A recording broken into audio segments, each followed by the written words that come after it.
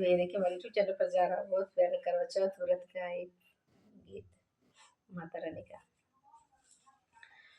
कहवा से आवेला चुनरिया चुनरिया चम चम चमकेला हो।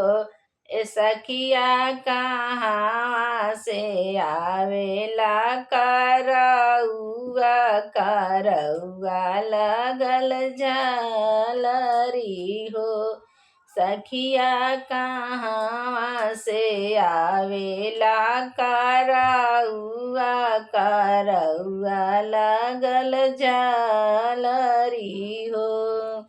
ससुरे से आवेला चुनरिया त चम चम चमकेला हो। ए सखिया नैहरे से आवेला करौआ करौआ लगल झालरी हो। सखिया नैहरे से आवेला करौआ करौआ लगल झालरी हो। भोर भइल भिनु सरवा होत सबेरवा न हो। ए सखिया के ही देला हमा के सारंगिया न हो। ए सखिया के ही देला हमा के सारंगिया न हो।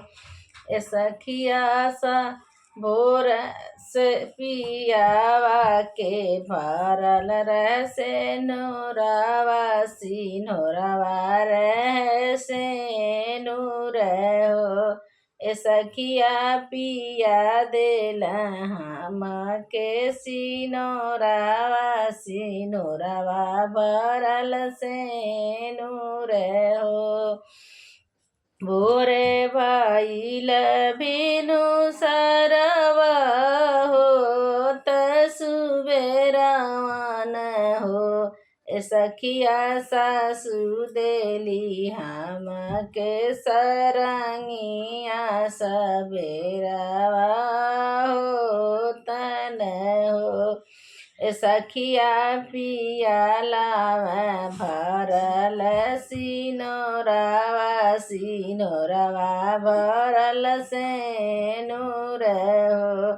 ए सखिया पिया देला भरल सिनोरवा सिनोरवा भरल से नूर हो।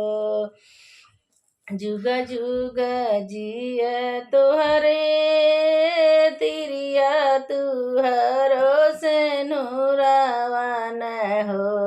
ए तिरिया जुग जुग रह से नूराया मर हो। ए तिरिया जुग जुग रह से नूराया मर हो। तारा में उगलिया जोरिया त हम अर्घ देवन हो। तारा में उगलिया जोरिया अर्घ हम देवन हो। हे करवा मैया कैले बानी करवा चौथ के नी हम बरतिया त पिया के उमर मांगियो।